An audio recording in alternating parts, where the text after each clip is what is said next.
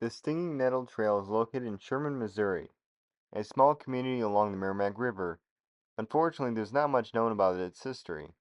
What I do know is that it's been around since at least 1862 and once had its own railroad depot in the Missouri Pacific, a post office, and a tavern. It is also known as Jedburgh, St. Paul, and Lewisburg. During the Roaring Twenties, the area was booming with activity thanks to the vacation cabins and Sherman Beach. In 1931, the Missouri Pacific realigned their tracks in Sherman, building two new bridges in town and cutting about 2 miles from the travel time between Valley Park and Sherman. The old alignment, which passed through Glencoe, is now the Al Foster Trail. After the depot closed in 1957, the area quieted down and has seen little development, even as the neighboring community of Baldwin exploded after World War II. Today, the community has a collection of homes, Castlewood Stables, Pointer Landscape Architecture and Construction, Sherman Baptist Church, and Sherman Beach County Park. Last March, I explored the Al Foster Trail at the park. Today I'm going to explore the Stinging Nettle Trail, which is a 2 mile trail that ends right about where Castlewood Park begins. It doesn't go to Castlewood Park, it ends at the railroad tracks in front of it, but still a really cool trail to explore. There's a lot to explore off the Al Foster. There's the Zombie Trail, Bluffview Trail, Glencoe Trailhead, Glencoe City Park, and Rockroots Reservation.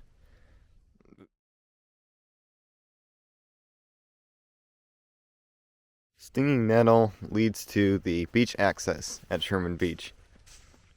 Due to how dangerous Merrimack is, you can't swim or wade there, but it's a neat beach to walk around. Now, this one doesn't lead directly to the beach. It leads to a patch of water, and you can't cross that unless the river is very low, which it isn't today. There's another access point up here. I'm trying to remember where it is. It's right here on the right. Now, when you explore this, make sure you wear boots or sturdy shoes because the sand is pretty deep. And you can twist your ankle if you're not careful.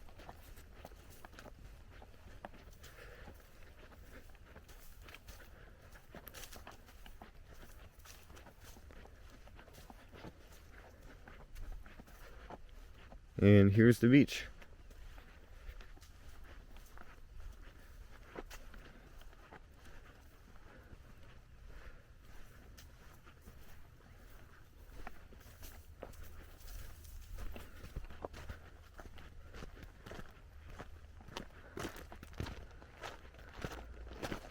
It's a pretty fairly sized beach, and it's an awesome view of the bridge, which looks pretty cool when there's a train on top of it. Once in a while, a large object washes ashore during the flooding. Today, this object is a couch, and it looks like someone butchered it since I was last here a month ago. This is a neat spot for pictures, especially when a train's on top of the bridge. The water out here is very smooth. At least now it is. During the summer, not so much with all the boating activity. Right now, the river is a little too shallow for boats. To give you a true scale of how big this beach is without my drone, but the railroad bridge I pointed out earlier is way ahead in the distance. I'm still not at the end of the beach. And this is probably not how big it was years ago. There's probably a huge chunk of it that's been washed away. It's so peaceful out here.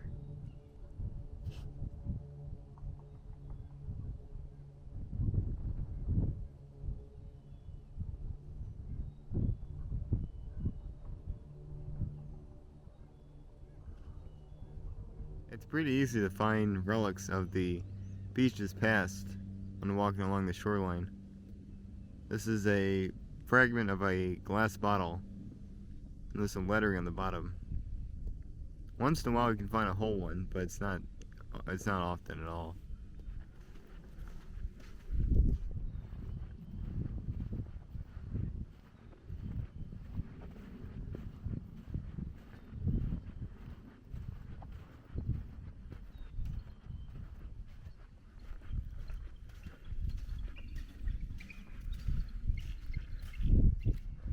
Looks like there's two bald eagles on that tree ahead of me.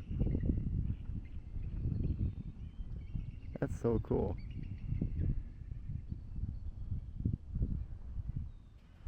They're on that tree right over there. I don't have a good zoom on this camera. You can see the white heads from here.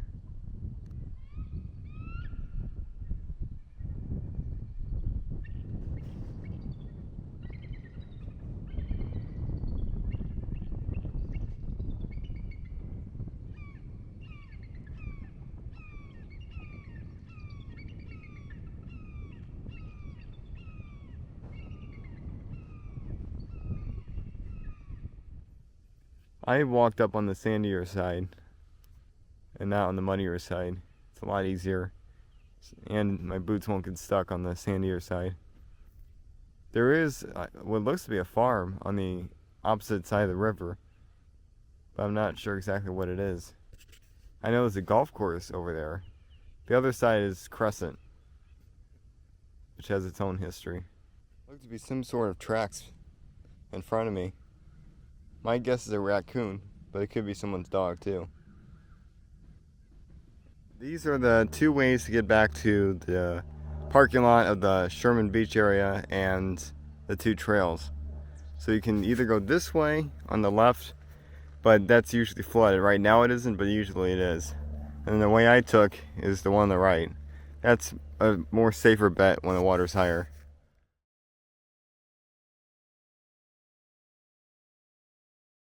This is a little preview of the earlier half of the Stinging Nettle Trail. Passes by part of the Sherman Beach that I walked on. Usually it's not this muddy. We just had a winter storm and all the snow just melted. It's about 60 degrees right now, which I'll take over what we had last week, which was below zero.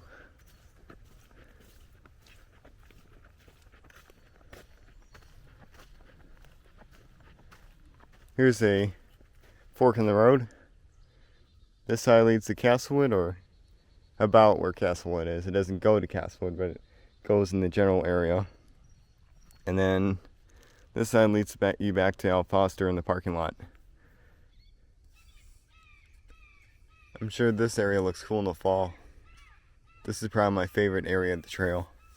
So how low the trees are. If you make a right next to emergency locator B, there's an opening.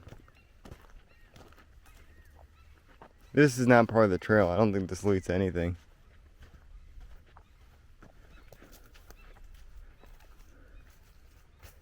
Look at that. I'm sure you can climb down there, but it's too steep from this area. Across the river from here is the BNSF Railroad at Minky. Minky was a quarry from about the Civil War to the 20s. It had about 20 homes around it with a general store and post office, and I think even a hotel. All of it's gone now, and most of it's now part of the Tyson Research Center, which is owned by Washington University.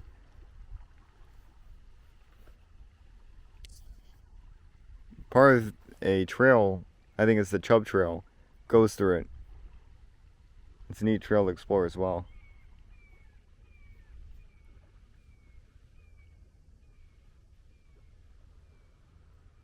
This is another cool area of the trail. Goes right underneath this tree into this river bottom area. This definitely floods easily. This is how flat it is. It's even a nice carpet.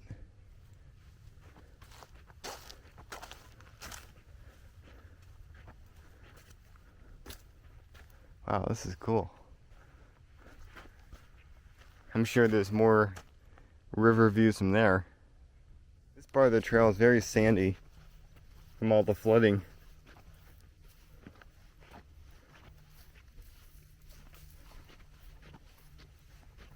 You can hardly tell it's even a trail, except for the footprints.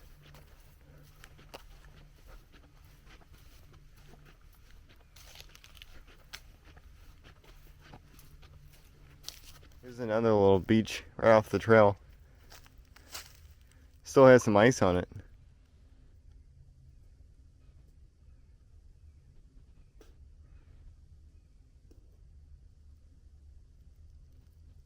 Well, that shouldn't be up there.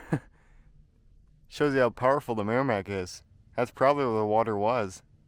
That's a good 10 feet above me. I'm not sure where exactly I am on the Merrimack right now. I do know, though, that the Minke mine at the Tyson Research Center is on my right somewhere. It's a very quaint little part of the Merrimack that I've never seen before. If you do attempt to come down here from the trail's right up there, I would be very careful, because it's not too hard, but you want to be careful of your footing, especially when it's as muddy as it is right now. You can actually see where I walked from here.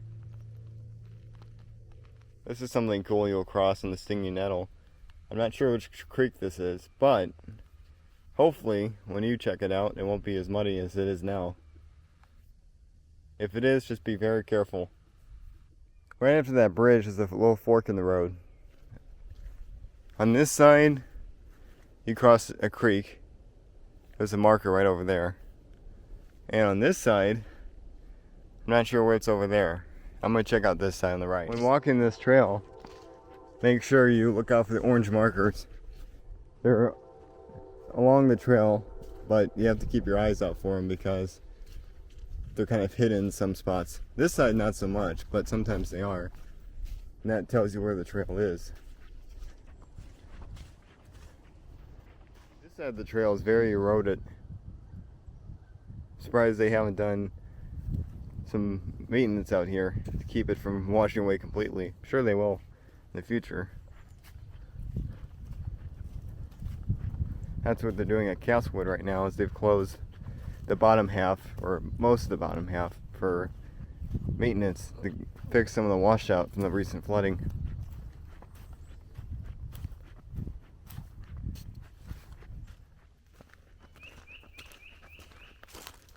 Not sure what it was at one point. There's something up there, probably a cabin or a water pumping station. Wow, looks old.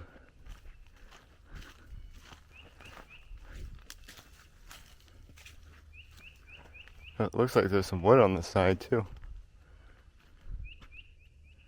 Here's a view of the Merrimack from this part of the trail. This is, hang on, let me pull up my phone.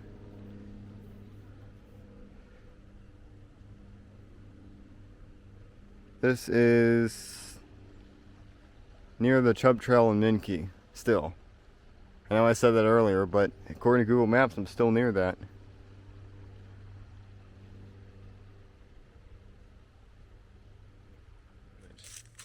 So if you look in the distance,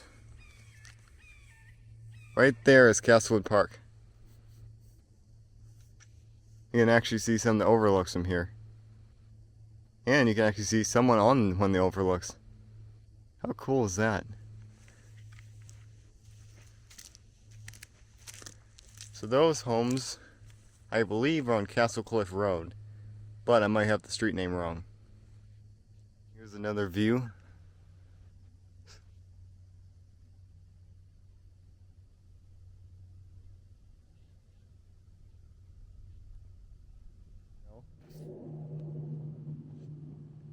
This is technically the boundary of Castlewood State Park, but this part here is private property.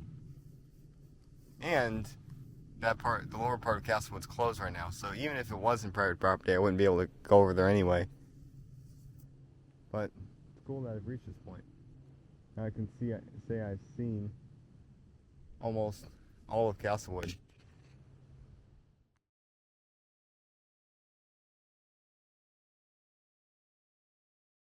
One thing to note is Google Maps has the Stinging Nettle Trail end way earlier than it actually does. If you're trying to calculate on Google Maps how long it would take to get from here back to the parking lot, it'll have you go a impossible way. A way that would take 6 miles and 15 hours and stuff that's illogical, because the Sherman Beach Park is not far from here at all. It's maybe 2 or 3 miles. Speaking of which, I think there's a trail over here. That might be a little faster. But anyway, don't listen to Google Maps, it's wrong. I don't know why that is. Usually it's accurate, but hopefully someday it'll get fixed. As of now, just follow the map online of this trail or the trail markers themselves, which I'm doing right now.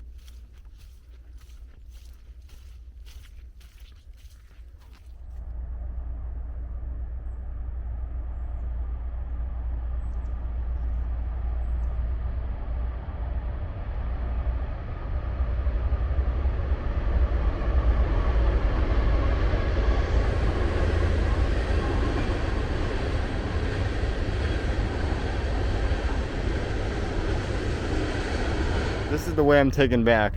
This is emergency locator I for the Al Foster Trail. It's marked in green. The Stinging Nettle is marked in orange, if you're curious. This way looks a lot faster than what I was taking. This will probably cut off 2 or 3 miles, hopefully. Probably not that much, but hopefully. Well, that's a surprise. I didn't expect to see a giant mansion on the cliffs from here. I never knew that was out here, and I actually don't have any history on it. Looks like it was newly built.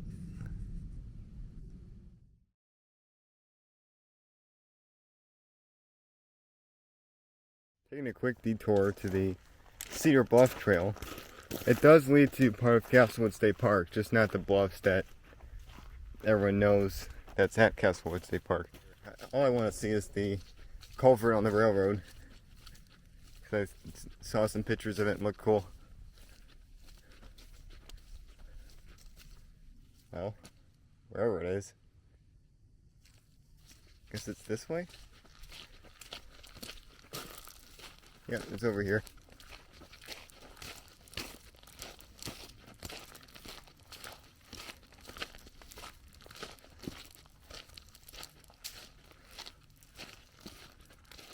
Oh, wow.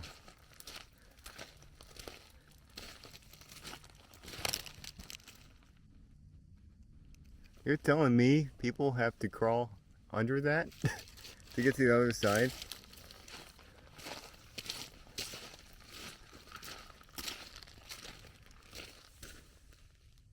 Oh wow. That's weird. I've never seen a trail like that before. Apparently this is the only way to get to the other half of the trail. There's gotta be a better way to do this. No wonder no one comes out here. I mean, not many people can squeeze in there, especially with a bike. This one over here is a lot older. It's from 1922.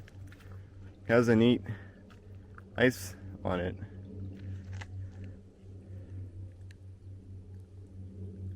This is pretty cool looking.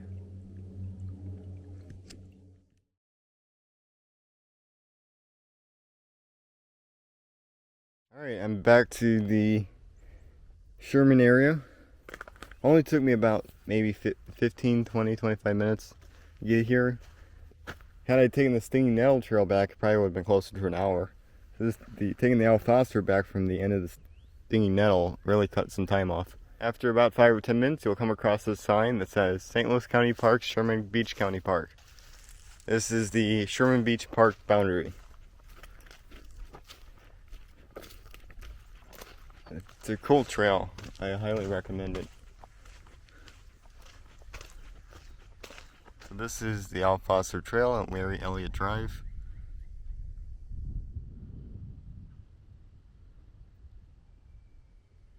Not a whole lot out here.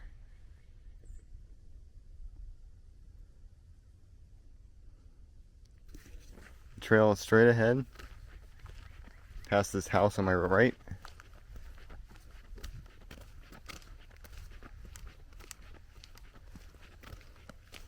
Because this house's driveway, I would be careful walking across it. Look out for cars first. From where I'm standing, it's only about a fourth of a mile to Sherman Beach County Park. From here to there is a long flat section. And it's pretty peaceful. This area is not as wooded as the Stinging Nettle, because there's houses on my left and St. Paul Road on my right. Soon you'll see the church that's out here on my right. Hard to see from here, but this is the church that's out here. It's been out here since I think the 60s and used to have baptisms on Sherman Beach. This is where the Al Foster crosses Larry Elliott Drive. You want to be careful crossing this because according to the sign, the cross traffic does not stop. There's not a whole lot of traffic out here, but just be on the lookout for it. The trail continues on that side, right over there.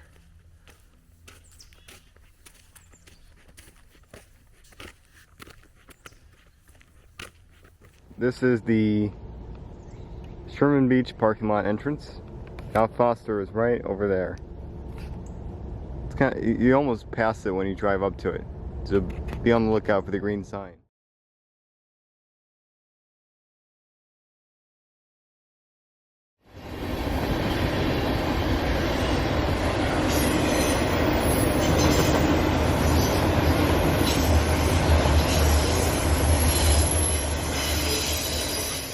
So here's a neat artifact of the town's railroad history.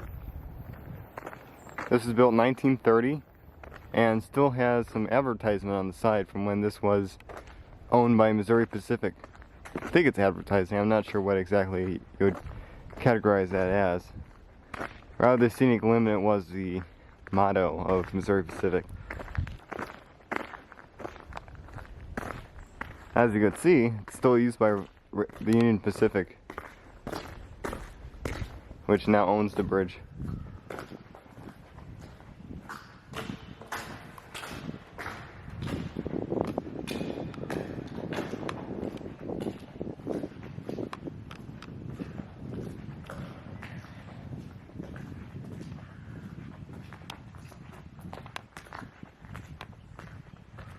Here's the other side of the bridge. This side's way more intact than the other side. It's a neat bridge that not a lot of people know about. This was one of the 13 or 14 bridges that Missouri Pacific built when they moved their tracks through Jedburgh or Sherman, whichever name you want to use. Another one is over the Merrimack here that I showed earlier in this video. Over here is the community of Sherman, or Jedburgh, whichever name you want to use. This is the intersection of 1st Street, St. Paul Avenue, and Hunt Avenue. St. Paul Avenue becomes Hunt Avenue at this intersection. Here's another neat angle of the bridge. Turns 95 years old this year.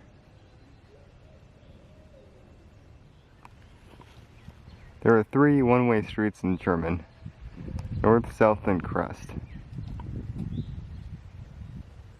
Each one is like an S shape. Sherman really does have a unique design. I guess it was popular back when it was a resort. This is an example of one of the cabins out here. This is Elmhurst, established in 1913. That's the only history I have on it. Neat thing I noticed is this. This raised area, I believe, is where the Missouri Pacific crossed before it was realigned in 1931. Incredible to see it still intact today.